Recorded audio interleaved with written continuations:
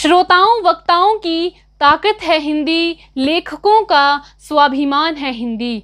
जिसने देशभक्तों को जज्बा व जुनून दिया, जिसने देशभक्तों को जज्बा व जुनून दिया, शीर्ष पर बैठी वो मेरी प्यारी भाषा है हिंदी।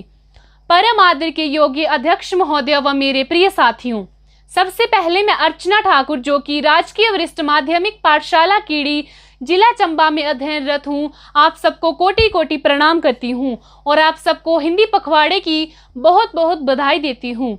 मैं आप सबकी धन्यवादी भी हूँ कि आज के दिन मुझे आप लोगों के समक्ष ऑनलाइन बोलने का मौका दिया गया।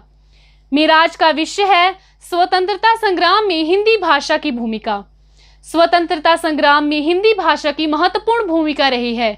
हिंदी हमारी राष्ट्रभाषा है, जो राष्ट्र को एकता के सूत्र में बांधने का सशक्त माध्यम है। इसके बिना आत्मनिर्भर राष्ट्र की कल्पना भी नहीं की जा सकती।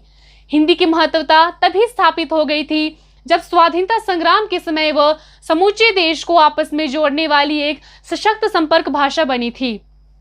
उस समय हिंदी ही एकमात्र ऐसी भाषा थी जिसने समस्त देशवासियों को एकजुट किया।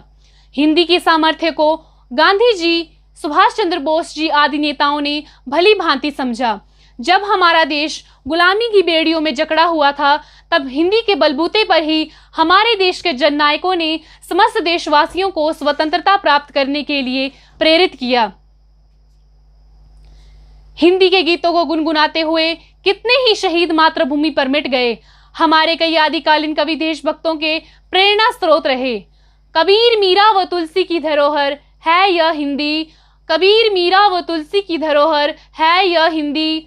सूर के सागर की गागर है यह हिंदी। जो है माँ समान वंदनीय, जो है माँ समान वंदनीय, वही संस्कृत की प्रिय बेटी है यह हिंदी। दिल्ली चलो तुम मुझे खून दो, मैं तुम्हें आज़ादी दूंगा। वंदे मातरम, जय हिंद जैसे नारे हिंदी भाषा में ही लिखे गए थे, जो स्वतंत्रता आंदोलन के समय लोगों के हृदयों में जोश भर देते थे। हिंदी हमारी राष्ट्रभाषा थी, इसलिए स्वतंत्रता आंदोलन के समय ये सवाल ही नहीं उठता था कि कोई विदेशी भाषा को अपनाए। राष्ट्र कवि मैथिली शरण गुप्त अपनी राष्ट्र रचनाओं के कारण स्वतंत्रता सेनानियों के विशेष प्रेरणा स्रोत रहे। तभी तो कहा गया है, गुप्त निराला पंत ने जिसे दिया मान, गुप्त निराला पंत ने जिसे दिया मान, आज़ादी के दीवानों ने भी उसे दिया सम्मान। गुलामी में जिसने जलाई आज़ादी की मशाल, गुलामी में जिसने जलाई आज़ादी की मशाल, वही तो है हिंदी हमारी आन बान व शान। विश्व भर में बोले जाने वाली प्रसिद्ध भाषाओं में हिंदी का तृतीय स्थान है। साहित्यिक दृष्टि से भी हिंदी एक समृद्ध भाषा है। भारत सरकार भी इसके प्रचार प्रसार में सतत प्रयत्नशील है।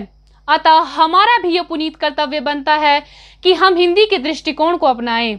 सही मायनों में हिंदी की प्रगति तभी निश्चित है जब हम हिंदी बोलने में स्वाभिमान का अनुभव करें।